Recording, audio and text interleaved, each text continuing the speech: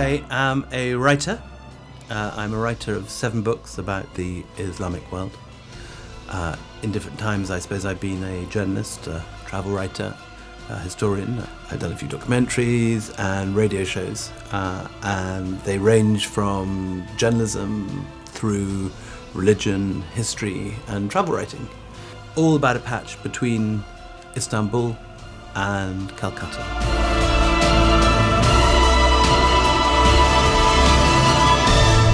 My name is William Dalrymple.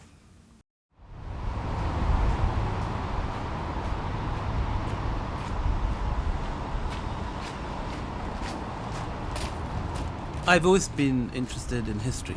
The religion bit comes, I suppose, from my family. I come from an extremely religious family. My uncle was a priest and my brother is a Catholic priest now.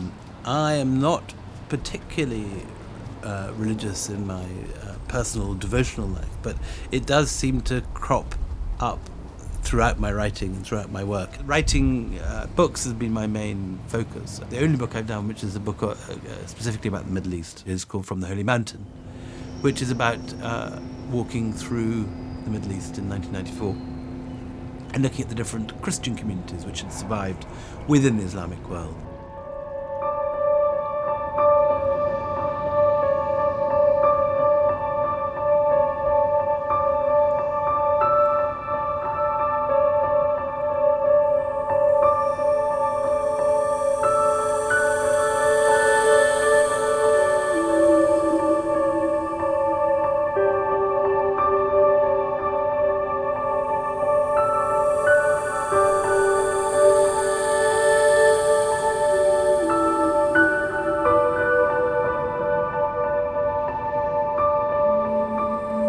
I first visited the Middle East in 1985 when I was doing a journey following the route of the Crusaders. And the journey took me down through Turkey, down through Syria, Jordan, and across into the West Bank and Israel proper. And there were many things which struck me. I was very intrigued by the degree to which things were quite different to how I'd expected them. I think firstly, the most striking thing, the astonishing thing really, was the level of hospitality. These were countries which we were brought up to believe that the Arab world is full of terrorists and cutthroats, stereotypes that go way back beyond the modern wave of Islamophobia and the linkage of Islam with terrorism, to more ancient Western stereotypes about wicked Arabs with daggers in their teeth, looking like pirates and so on.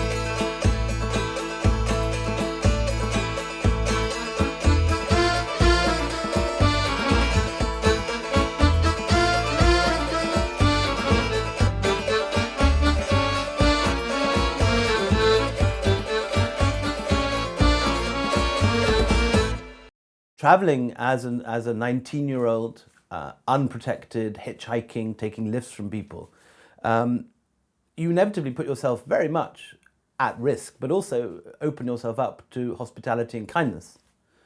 And the further we went into the areas which were supposed to be the more kind of dangerous areas of the Arab world, like Syria, which has a very mixed reputation in the West, and which George Bush would have us believe is part of the axis of evil, the more the hospitality and kindness was evident. I literally did not spend a single night on my first visit to Syria in a hotel, simply because wherever we hitchhiked or got into a bus, we were hauled off to people's houses, fed, looked after, and treated as honoured guests, which was extraordinary considering the history of Western colonialism in the region and the history of Western intervention since the end of the colonial period. The second thing, I think, was I was very intrigued by how diverse the Middle East was. Again, I'd expected, a uniform sort of world of people in keffiyeh and jalabiyas.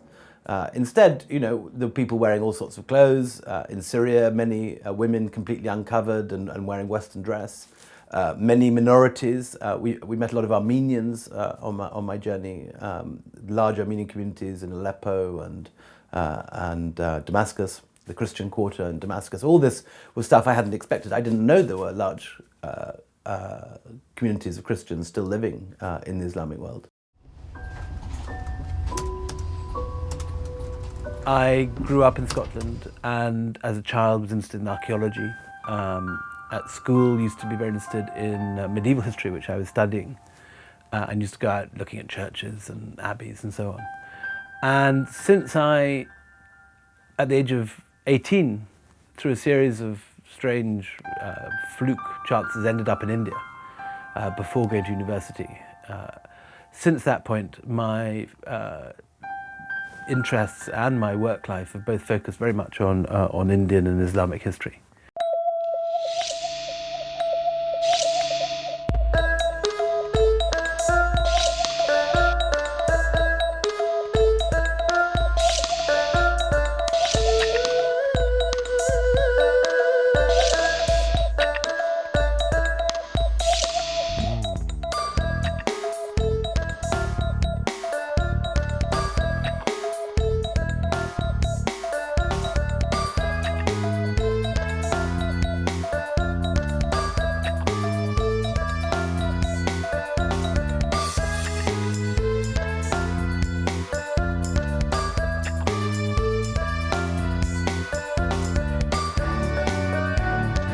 This was the last summer palace of the last great emperor of India. And who cares? Who knows about it today? No one. Very sad.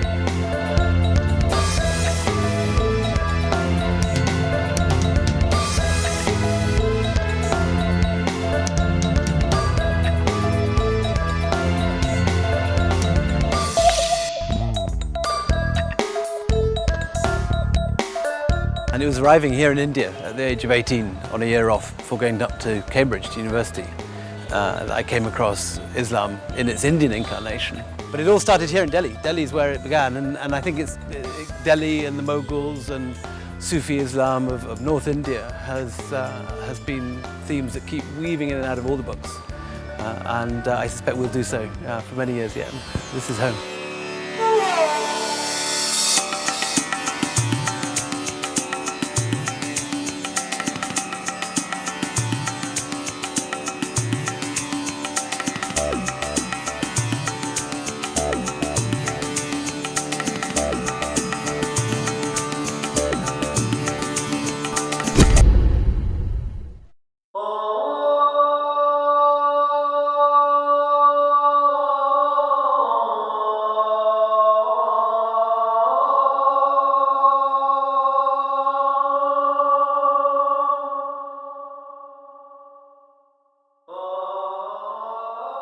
I think I've written as much as I have to Sufism for several reasons. Firstly, it's the form of Islam that is furthest from the stereotype of Islam that we have in the West.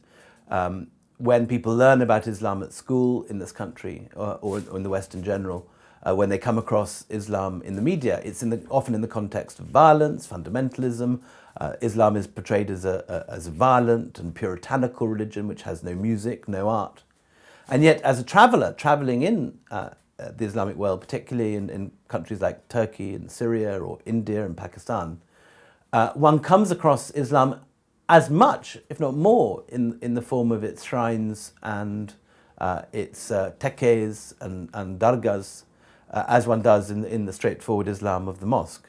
In many of the places I visited, I was very interested by the way that Islam muddied itself in an odd sort of way with the cultures around it. So if you go to Egypt, you find that Egyptian Islam has taken on many of the cultural norms of pre-Islamic Coptic Egypt. If you go to Turkey, you find that Turkish Islam has taken on many of the facets of Byzantine culture. And in India, obviously, Indian Islam is highly influenced and highly tinked by Hinduism. And often it's the Sufi shrines which are the place of crossover in all these cultures, whether it's in Coptic Egypt or in Hindu India. The Sufi shrines are places where Islam, at its most pluralistic, at its most open to other cultures, all of which has led me in recent years, in the aftermath of 9/11, with this sudden wave of fear and misunderstanding of Islam and the Islamic world in the West, to try and explain to people here the experiences I've had in the Islamic world, which have been almost entirely positive. And I was also very struck by the places where what I saw differed from the orthodox version, in a sense, of events which you're given in the West. So the whole my experience of the situation of the Palestinians in particular was hugely different to that I'd expected or been led to believe by the media.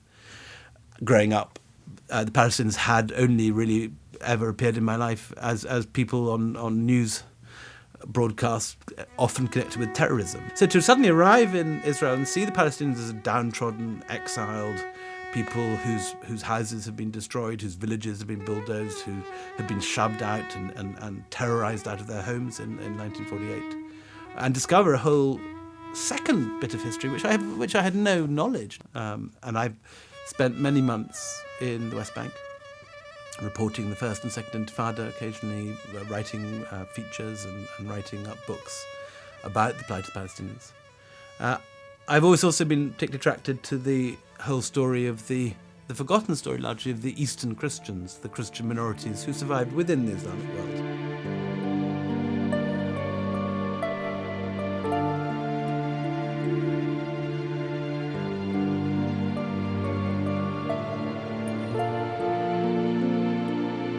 I've never written fiction. All my work, what interests me is to try and make non-fiction, while being wholly accurate, strict with the facts, inventing nothing, to make it have the narrative appeal of a novel or a movie.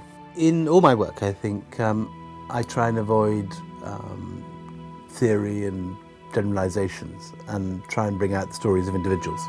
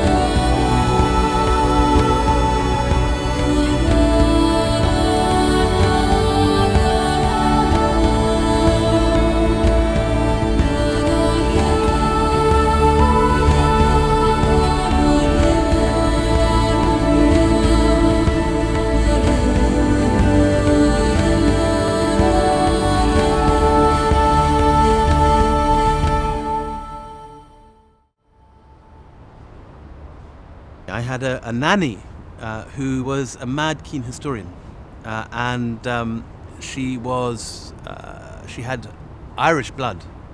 And while my father was very establishment British, she taught me a very subversive version of Irish history. And so between, in a sense, the establishment version of events and my nanny's version of events, I early grew up with the idea that there were two different versions of history, the establishment version and another version. And she always made history very exciting. At school, there was a special subject on the Crusades. And the only point at which I came across Islam was in the context of a clash of civilizations, in the context of war.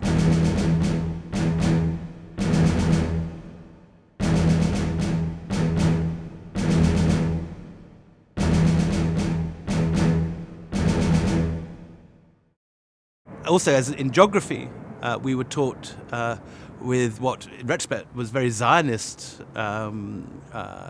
geography textbooks that showed the famous pictures that everyone in the 1950s in the West was shown of Israel turning the desert into a fertile. In no malicious sense was I sort of indoctrinated against Islam or indoctrinated against the Middle East. It just was the kind of thing that was on the school curriculums. You saw those pictures of Jaffa oranges swelling on Israeli fruit trees. You never heard about the Palestinians. You heard about the Crusades, but you never heard about Islam inventing the idea of the university or Al-Azhar or anything like that.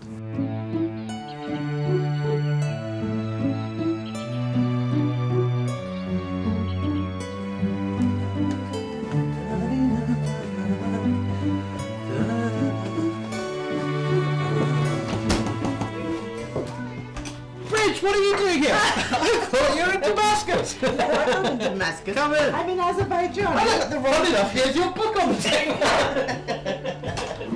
Oh, What a where's my surprise. book on the table?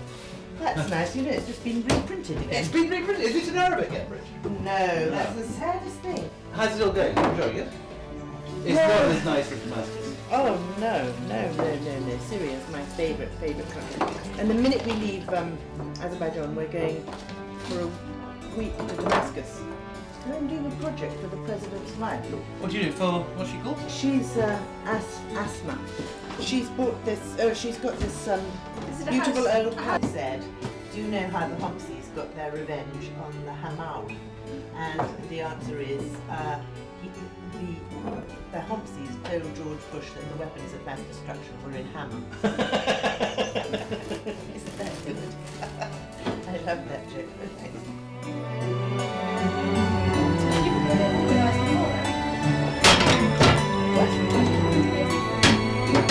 So what have you been doing? You came back from India. Traditionally, I think the Islamic world has a much better record with its attitude to minorities than the Christian West has been. There's no question that the Christians and the Jews under Islam, by and large, were allowed to get on with their own lives.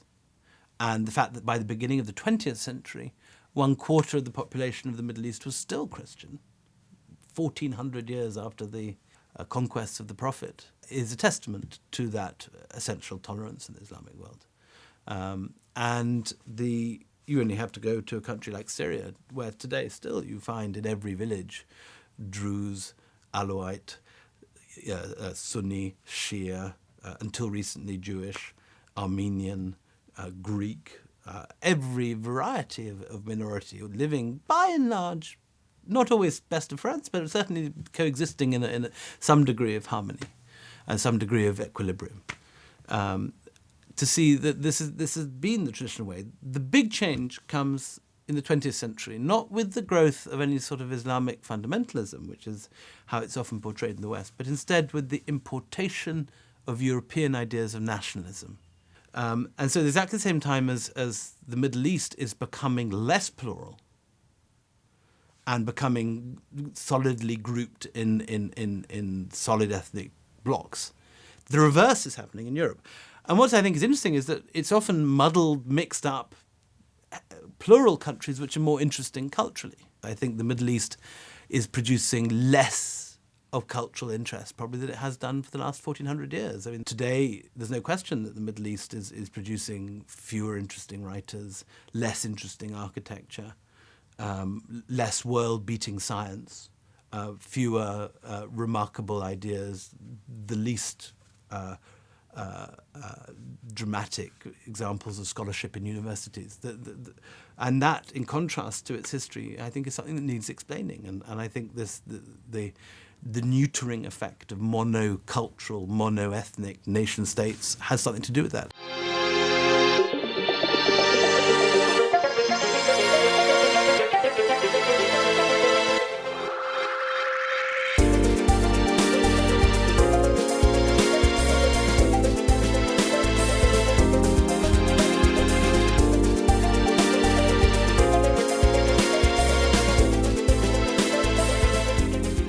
I think it's very important for historians to probe those stereotypes and to puncture them where they can. And certainly in my work as a medieval historian, you can find many periods when there's constant communication between East and West. You go and look at the history of someone like Venice. Venice has existed entirely as a city which 90% of its investment was in Egypt. The Doge's palace is modelled on a Cairene original. The Italian dialect of Venice is tinctured with Arabic words. And so as soon as you begin to probe things, you find that these stereotypes of mutually warring civilizations, while true in some periods of history, are not true in others. And that at all periods, people have understood each other's cultures and communicated between them.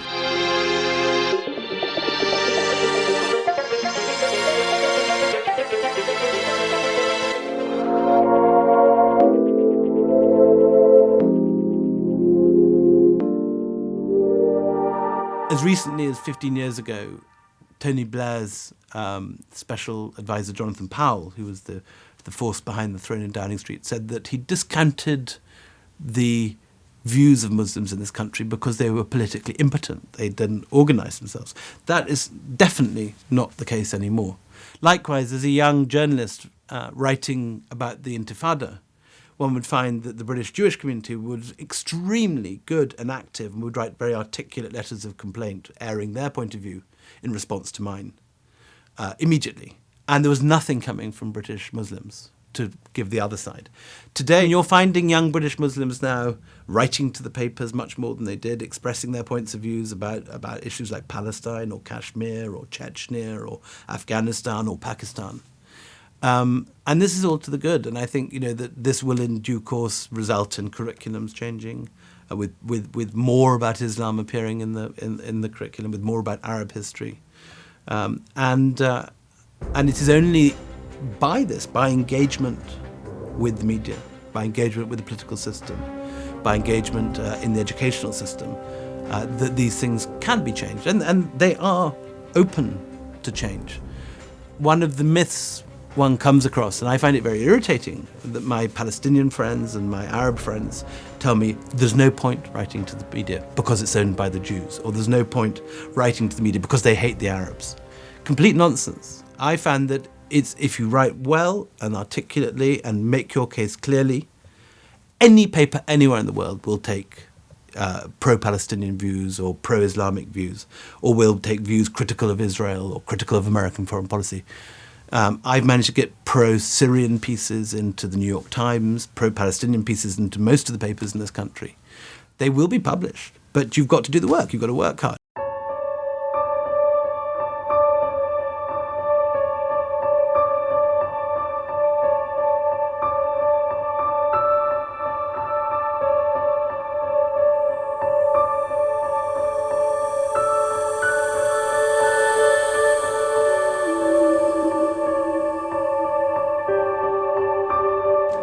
I think the West has a lot to learn from the East and vice versa. And the civilization of both East and West have grown out of a dialogue between the two. We grow from common roots. The children of Abraham are brother in Cairo. One can choose to look for differences, or one can choose to look for things one has in common.